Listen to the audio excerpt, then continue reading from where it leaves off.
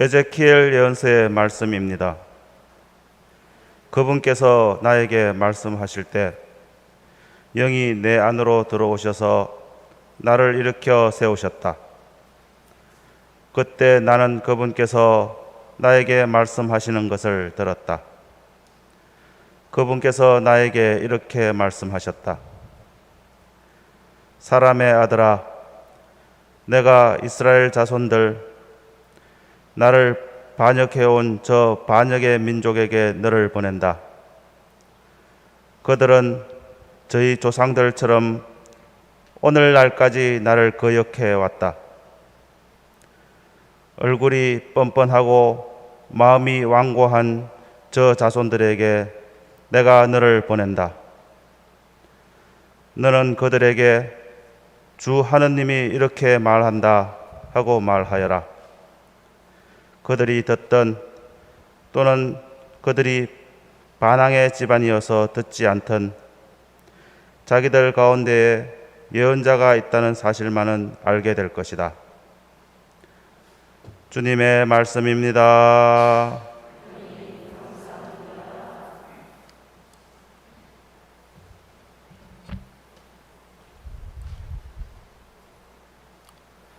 저희는 주 하나님을 우러러보며 당신 자비만을 바라나이다.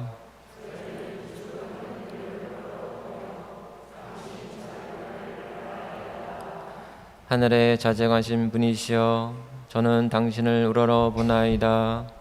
보소서, 종들이 제 주인의 손을 눈여겨보듯 당신을 우러러보나이다.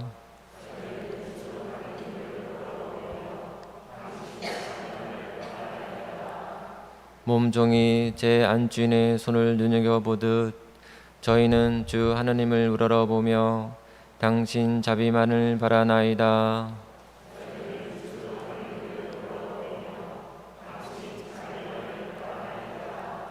자비를 베푸소서. 주님, 저희에게 자비를 베푸소서. 저희는 죽도록 멸시만 받았나이다. 거만한 자들의 조롱을, 교만한 자들의 멸시를 저의 영혼이 죽도록 받았나이다.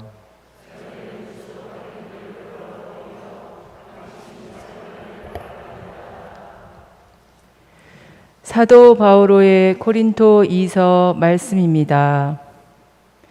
형제 여러분, 내가 자만하지 않도록 하느님께서 내 몸에 가시를 주셨습니다. 그것은 사탄의 하수인으로 나를 줄곧 찔러대 내가 자만하지 못하게 하시려는 것이었습니다. 이 일과 관련하여 나는 그것이 나에게서 떠나게 해 주십사고 주님께 3번이나 청하였습니다. 그러나 주님께서는 너는 내 은총을 넉넉히 받았다. 나의 힘은 약한 데에서 완전히 드러난다 하고 말씀하셨습니다. 그렇기 때문에 나는 그리스도의 힘이 나에게 머무를 수 있도록 더없이 기쁘게 나의 약점을 자랑하렵니다. 나는 그리스도를 위해서라면 약함도, 모욕도, 재난도, 박해도, 역경도 달갑게 여깁니다. 내가 약할 때에 오히려 강하기 때문입니다. 주님의 말씀입니다.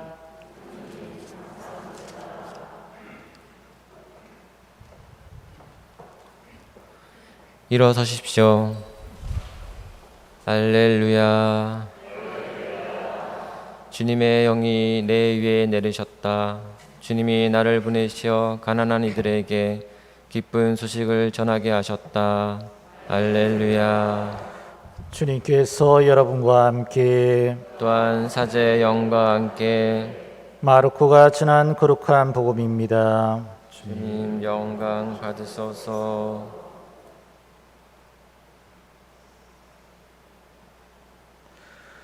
그때 예수님께서 고향으로 가셨는데 제자들도 그분을 따라갔다. 안식일이 되자 예수님께서는 회당에서 가르치기 시작하셨다. 많은 이가 듣고는 놀라서 이렇게 말하였다. 저 사람이 어디서 저 모든 것을 얻었을까? 저런 지혜를 어디서 받았을까?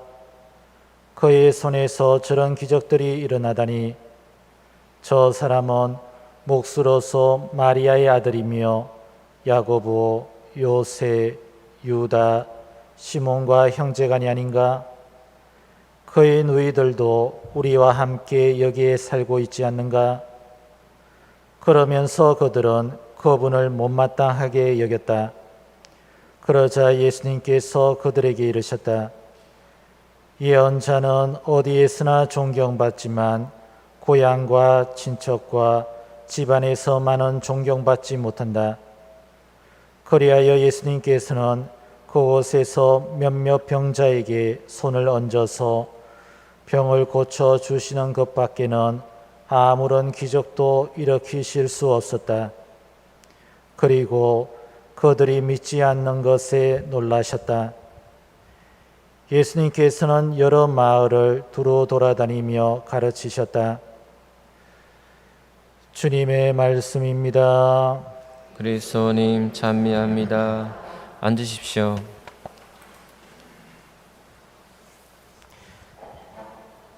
참 예수님,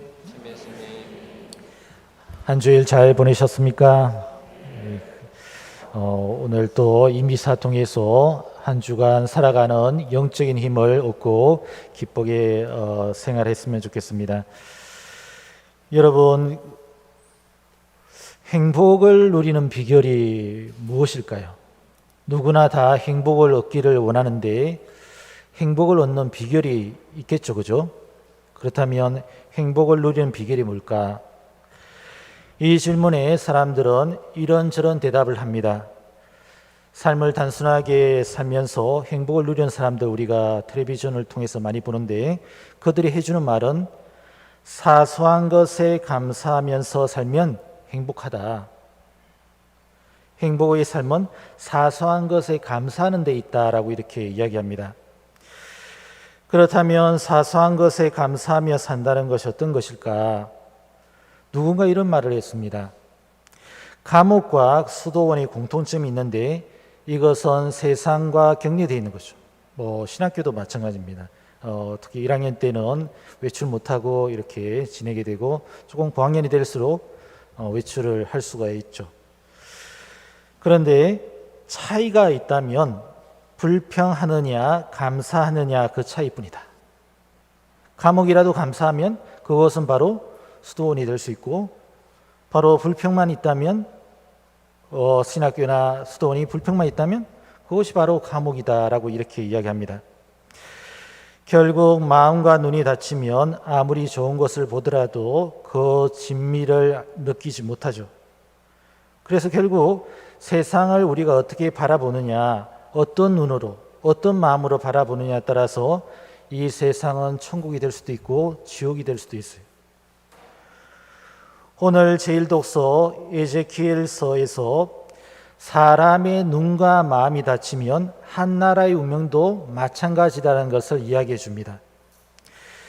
에제키엘 예언자는 하느님의 심판을 받아 남유다 왕국이 멸망하고 예루살렘이 파괴될 거라고 예언을 했어요. 원래는 이스라엘 왕국이 원래 하나의 왕국이었는데 북이스라엘과 남유다로 이렇게 또 분열이 되죠. 그리고 난 다음에 처음으로 북이스라엘이 하느님의 길을 물리갔기 때문에 아수르에 멸망을 하고 겨우 명맥을 유지했던 남유다가 바빌론을 통해서 완전히 멸망하게 됩니다. 남유다가 왜 망했는가? 바로 그것은 사람들이 하느님의 길을 걷지 않았기 때문입니다. 하느님은 에제키엘 예언자에게 이스라엘 자손들을 두고 이렇게 이야기해요. 얼마나 하느님의 길로 멀어졌는지를 알 수가 있는 부분이 당신을 반역해온 반역의 민족이다. 얼굴이 뻔뻔하고 마음이 완고한 자손이다. 마음이 완고하다는 것은 마음이 닫혔다는 거예요. 그리고 그들은 저희 조상들처럼 오늘까지 나를 거역해 왔다라고 합니다. 하느님은 수차례 예언자를 통해서 하느님의 길을 걷도록 초대를 했어요. 그렇지만 이스라엘 백성들은 눈과 마음이 닫혔기 때문에 그 길로 가지 않았죠. 하느님의 말씀을 거역한 결과는 비참한 욥의 현실로 드러났습니다. 결국 마음과 눈이 닫히면 바로 하느님의 길과 멀어지고 멸망으로 가게 된다는 것. 이것은 지금 우리에게도 유효하죠. 한 나라, 한 가정, 한 개인, 바로 한 국가도 나라도 마찬가지로 부정과 부패가 그리고 정의롭지 못한 사회가 되면 그 나라가 망하는 게 당연한 거죠. 오늘 복음에서 예수님을 거부하는 고향 사람들을 볼 수가 있습니다. 예수님을 거부한다는 것은 다르게 표현하면 하느님의 은총을 거부하는 것과 같아요. 복음에서 예수님이 고향 회당에서 가르치시자 사람들이 놀라워합니다. 그죠? 새로운 가르침이구나. 그렇게 놀라워하는데 재미있는 것은 곧바로 사람들이 어떻게 하죠? 그 놀라운 마음이 사라져버려요. 예수님의 지혜와 능력에 대해서 의심을 갖습니다. 그래서 이렇게 한마디씩 하죠. 저 사람 직업이 목사냐? 아버지 요셉은 일찍 죽었는데 마리아가 이렇게 키웠던 아들이 아닌가? 그래 집안을 보니까 별 볼 일 없어요. 그래서 가족도 별 볼 일 없는 사람이 아닌가 이렇게 생각합니다. 처음에는 예수님의 말씀을 듣고 놀라워했는데 왜 조금 지나서 이런 말을 할까요? 왜 그들은 예수님에 대해서 이런 말을 했을까? 그들은 예수님을 너무나 잘 알고 있다고 생각했습니다. 혹시 여러분도 이런 경험이 없나요? 이전에 초등학교나 중고등학교 친구가 있었는데 그 친구가 별로 공부도 못했어요. 못하고 또 특별하게 이렇게 능력을 발휘하지 못한 친구가 있었는데 나중에 동창으로부터 그 친구가 크게 성공했다는 이야기를 해주었습니다. 그때 우리 마음이 어떤지 이렇게 말할 수도 있죠. 그래, 별일이네. 걔가 그렇게 됐어?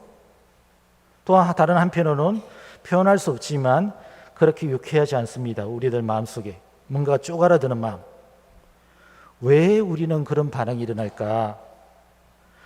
그것은 우리가 친구의 과거에 묶여 있는 거죠. 사실 우리는 그가 지금까지 어떤 삶을 살았고 그리고 어떻게 변화됐는지 몰라요. 그런데도 우리는 그 친구를 잘 안다고 생각하죠. 왜? 과거에 있는 그 친구에 우리가 묶여 있기 때문입니다. 오늘 고향 사람도 마찬가지입니다. 그들은 예수님을 너무나 잘 안다고 생각했어요. 왜냐하면 그들은 어렸을 때부터 예수님을 쭉 보아왔고 어렸을 때도 특별하게 없었던 것 같은 그런 느낌. 그것 때문에 그들은 예수님의 놀라운 말씀을 듣고 은총을 느끼지 못하고 또 병자 치유의 소문을 듣고도 그분을 못마땅해 생각합니다. 복음에 못마땅하다고 이렇게 표현해요. 이번 우리 성경에는 못마땅하다라고 표현되어 있지만 공동 번역을 보면 믿으려 하지 않았다라고 번역을 해요. 예수님을 믿으려 하지 않았다는 거예요. 우리가 하느님의 말씀을 대하는 태도도 마찬가지입니다. 우리 가끔 요즘 미사 잘 참석하시고 성경 읽고 하시는 분들 그런 체험이 있을 텐데 너무나 잘 아는 복음을 들으면 묵상할 것이 없어요. 내가 이 복음을 잘 알고 있다고 하면 묵상할 것이 없다고 생각할 때가 많습니다. 왜냐하면 너무나 잘 알고 있기 때문에 너무나 뻔한 거예요. 그렇게 생각하는 순간 진짜 아무것도 묵상할 것이 없습니다. 왜냐하면 우리가 그렇게 생각하는 순간 하나님의 은총이 사라져버린 거죠. 우리의 마음과 눈이 열려있지 않으면 말씀을 수백 번 들어도 아무런 깨달음이 없어요. 하지만 마음을 열고 새로운 마음과 눈으로 그 복음, 말씀을 들으면 엄청난 부하가 놀라운 것들이 나에게 다가오는 거죠. 우리 부부 관계도 마찬가지입니다. 한번 떠올려 보세요. 그 연애 때 사귈 때 뭐 그때 어떠셨어요? 하루하루가 새로웠죠. 놀라움도 많이 우리 이 상대방이 그 새로운 거를 많이 발견하죠, 그죠? 하지만 시간이 지나면 부부가 서로를 잘 안다고 생각합니다. 혹시 나는 내 아내를 잘 안다고 생각하시는 분 계셔요? 남편분은 내 아내를 또 잘 안다. 사실 잘 알고 있는 부분도 있지만 그렇지 않는 부분도 있죠. 어떤 분은 한 30년 생활했는데 놀라웠대요. 내 남편이 그런 모습이 있었나. 또 아내도 마찬가지. 내 아내가 그런 면이 있었나. 눈과 마음이 닫혀 그냥 새로움도 없고 그런 관계로 지낼 수도 있습니다. 어쩌면 놀라운 것을 발견할 수 있는데도 그렇지 못하는 거죠. 사실 잘 알고 있지 못하는 부분도 많다고 봅니다. 오늘 복음에서 고향 사람들은 빈정대는 모습을 넘어서 예수님을 질투하고 시기하는 마음으로 이제 나아가죠. 그래서 오늘 복음에 보면 예수님은 그곳에서 몇몇 병자만 고쳐주는 것밖에 아무 기적도 일으킬 수 없었다라고 이야기해요. 왜 예수님께서 고향에서 더 이상 기적을 행할 수 없었죠? 지난주에 한번 떠올려 보면 마음과 눈이 닫히면 뭐가 사라져요? 믿음이 사라져요. 믿음이. 그래서 예수님께서 믿음이 없는 곳에는 기적을 행할 수가 없습니다. 우리 가정도 마찬가지예요. 우리 마음과 눈이 닫혀서 그 서로에 대한 믿음이 사라지면 기적이 일어날 수가 없어요. 야이로의 해당장이나 하혈병으로 고생한 여인은 믿음 때문에 큰 은혜를 얻었지만 오늘 고향 사람들은 마음과 눈이 닫혀서 그 큰 은총을 받을 수가 없었습니다. 이제 행복의 측면에서 복음을 바라보면 우리가 삶에서 행복하지 못하는 이유는 바로 예수님의 고향 사람들과 같은 시선으로 세상을 바라보기 때문입니다. 그냥 내 선입견과 고정관념으로 일상의 모든 것을 바라보니까 모든 것이 당연한 거예요. 당연히 나에게 오니까 새로움도 놀라운 것도 없다는 거죠. 어떤 제자가 스승에게 가서 스승님, 제가 요새 감사함이 많이 없다고, 그래서 감사함을 느끼게 해주십시오라고 청했습니다. 그러자 스승이 제자를 데리고 물가에 갔어요. 그래서 머리를 물가 위에 대라고 했어요. 스승님이 어떻게 했을까요? 머리를 잡고 그냥 물속에 집어넣은 거예요.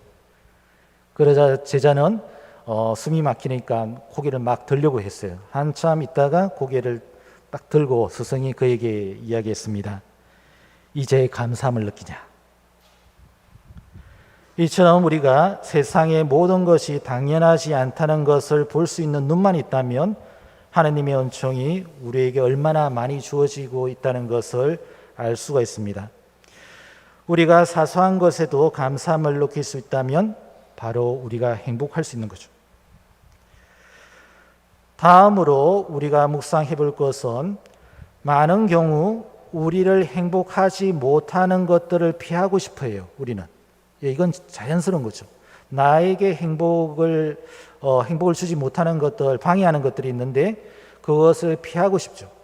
예를 들자면 말하고 싶지 않는 내 약점들, 아니면 부끄러운 과거들, 부끄러운 것들, 아니면 내 삶의 처지들, 고통들일 수도 있습니다. 그런데 오늘 제2독서 바오로 사도는 이런 것들조차 어떻게 바라보느냐에 따라서 바로 그것을 통해서 우리가 하느님의 은총과 감사를 느낄 수 있다고 이야기합니다. 사실 바오로 사도는 사도직을 수행하면서 고질병에 걸렸어요. 이 병은 정확한 어떤 병인지 모르지만 그래서 그는 그 병을 가시라고 표현해요. 가시가 어떻게 해요? 계속 찌르는 거죠. 그죠? 그런 고통이 있다는 겁니다. 병으로 인한 고통.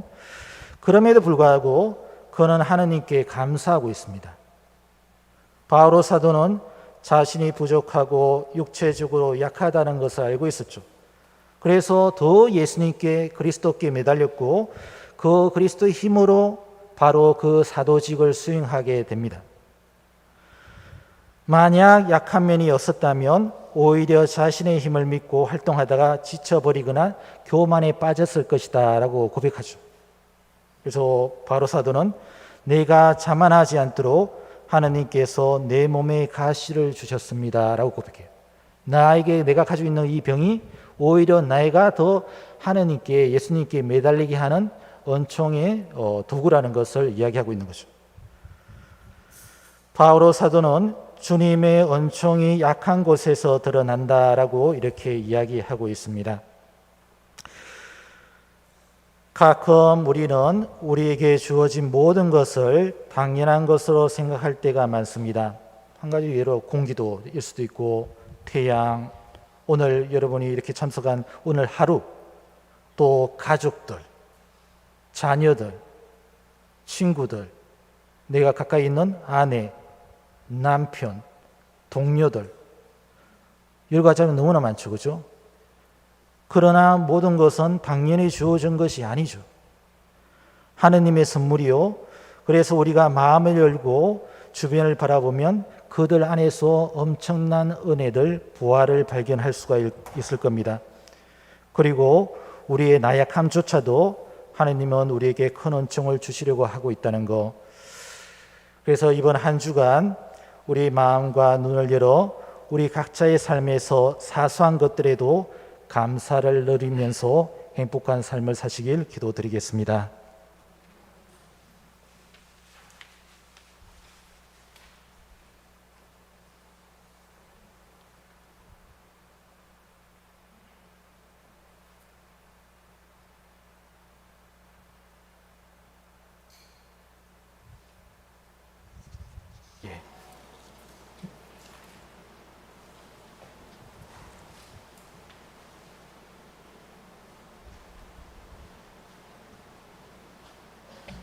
호명하시는 분께서는 제대 앞으로 나와주시기 바랍니다. 축복장 수여식입니다. 서강우 사도연 형제님께서는 제대 앞으로 나와주시기 바랍니다.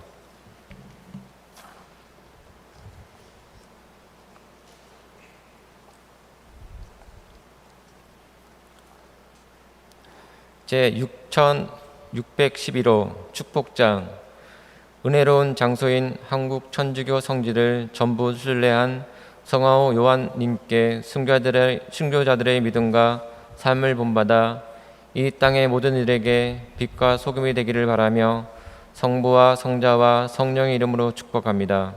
2021년 3월 12일 한국 천주교 주교회의 순교자 현황과 성지순례 사목위원회 위원장 김선태 주교.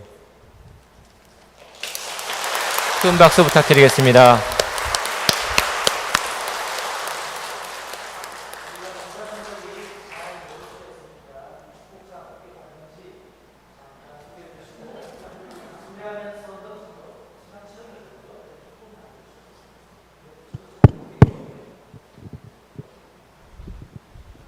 참미 예수님, 안녕하십니까. 서강우 요한입니다. 글쎄 한 2017년도인가요? 갑자기 이런 성지순례 이런 도장 찍는다라는 것이 신문에서 봤던 것 같습니다. 그래서 우연찮게 한 군데 두 군데 다니다 보니까 순례라 처음에는 그냥 도장 찍는 재미 이렇게 아무 생각 없이 다녔습니다. 근데 성지순례라고 하는 것은 어쩌면 이 땅에서 하느님 나라에 대한 체험 같은 걸 하는 게 아닌가 생각합니다. 편안하게 기도하고 머무르는 것 자체만으로 충분하게 기쁨을 느끼는 그런 과정이 되었던 것 같습니다. 지금 다 한 바퀴 돌고 다시 한 번 또 돌고 있습니다. 이게 성지를 가본다는 그 사실 자체가 아주 편안하고 행복한 걸 주는 것 같습니다. 감사합니다.